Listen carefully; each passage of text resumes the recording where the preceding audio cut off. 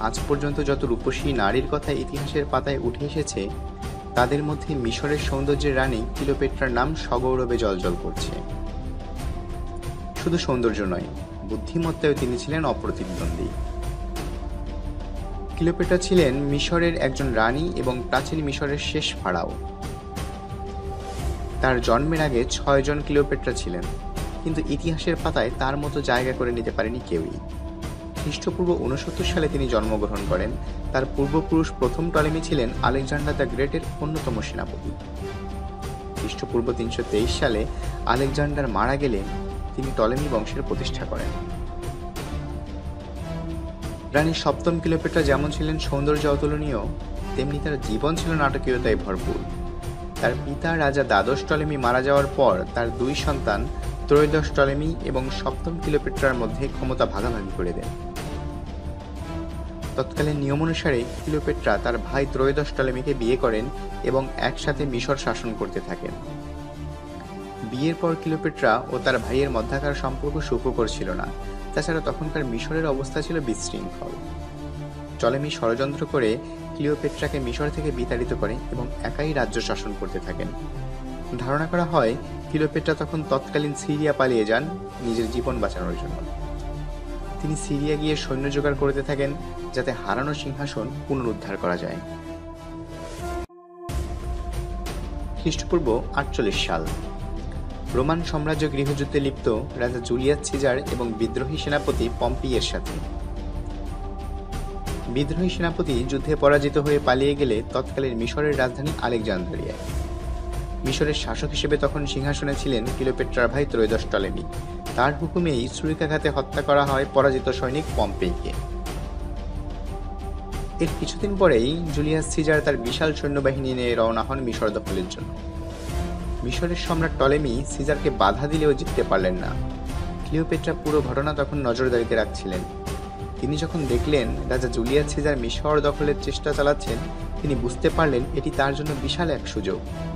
Cleopatra বুঝে গিয়েছিলেন Julius সিজারের দরকার মিশরের ধন সম্পদ, আর তার দরকার ছিল মিশরের সিংহাসনের ক্ষমতা। তাছাড়া জুলিয়াস সিজার ছিলেন রোমান সাম্রাজ্যের একক অধিপতি। ক্লিওপেট্রা যদি তাকে পাশে রাখতে পারেন, তাহলে তার সৈন্যবাহিনীর সাহায্যে সহজেই ভবিষ্যতে ক্ষমতা ধরে রাখতে পারবেন। রানী ক্লিওপেট্রার সৌন্দর্য এবং বুদ্ধিমত্তায় জুলিয়াস সিজার অভিভূত হন এবং তাকে পূর্ণ সমর্থন দেন এবং ক্ষমতা পুনরুদ্ধারে সাহায্য করেন।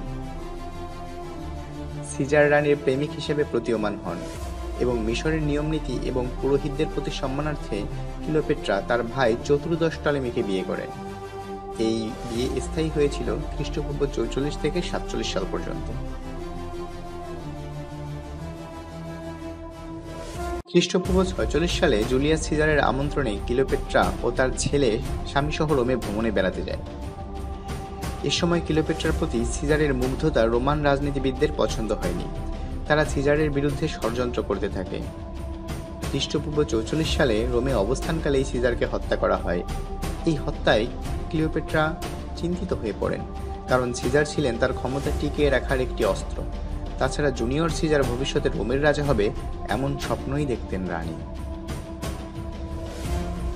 জুলিয়াস সিজারের মৃত্যুর পরও থেমে থাকেনি রানী ক্লিওপেট্রার ক্ষমতার মোহ। সৌন্দর্য দিয়ে ক্ষমতা কুক্ষিগত করার প্রয়াসে আর সিংহাসনে নিজের আসন পাকাপোক্ত করার জন্য তিনি এবার কাজে লাগাতে চাইলেন আরেক রোমান শাসক অ্যান্টনিকে। অ্যান্টনি ছিলেন রাজা জুলিয়াস সিজারের পরবর্তী রোমান শাসক। ক্লিওপেট্রার প্রয়োজন ছিল আরেকজন রোমান শাসকের, যিনি তাকে সাহায্য করবেন তার শত্রুদের ঘায়েল করতে। তিনি নৌকা প্রস্তুত করে অ্যান্টনির সাথে দেখা করতে রওনা হলেন। নৌকাটি যেন কোনো ভাসমান প্রাসাদ ছিল। স্বর্ণ নির্মিত মুক্তা খচিত নৌকা সিডনাস নদী পাড়ি দিয়ে রোমে যাচ্ছিল ক্লিওপেট্রা। নৌকার পালগুলো ছিল মূল্যবান সিল্কে বোনা। নৌকা যখন বাওয়া হচ্ছিল, তখন সুমধুর শব্দে চারিদিক ভরে যাচ্ছিল। মনে হচ্ছিল কোনো বংশীবাদক তার সুরেলা বাদ্য বাজাচ্ছে। ক্লিওপেট্রা নিজে পড়েছিল গ্রিকদের প্রেমের দেবী আফ্রোদিতির মতো মোহনীয় পোশাক, যার প্রতি ভাজে ভাজে ছিল প্রেম কিংবা কামের লেলিহান শিখা। রাজা অ্যান্টনি ক্লিওপেট্রাকে তার প্রাসাদে আমন্ত্রণ জানালেও তিনি তা প্রত্যাখ্যান করেন এবং দূত মারফত অ্যান্টনিকে তার ভাসমান রাজপ্রাসাদে আমন্ত্রণ জানায়। ক্লিওপেট্রা চাইছিলেন সাক্ষাতের সময়টা যথাসম্ভব মোহময় করে রাখতে। রাজা অ্যান্টনি ক্লিওপেট্রার সৌন্দর্যের কীর্তন আগেই শুনেছিলেন লোকমুখে, কিন্তু তিনি যখন তার সামনে এসে দাঁড়ালেন মনে হলো যেন খোদ প্রেমের দেবী আফ্রোদিতি তার সামনে। ধারণা করা হয় ক্লিওপেট্রা এবং রাজা অ্যান্টনি একে অপরকে প্রথম দেখাতেই ভালোবেসে ফেলেছিলেন। ক্লিওপেট্রার এই কৌশলটি কাজে লেগেছিল। অ্যান্টনি তার প্রেমে পাগল হয়ে যায় এবং তারা একসাথে আলেকজান্দ্রিয়ায় বেশ কিছুটা সময় কাটায়।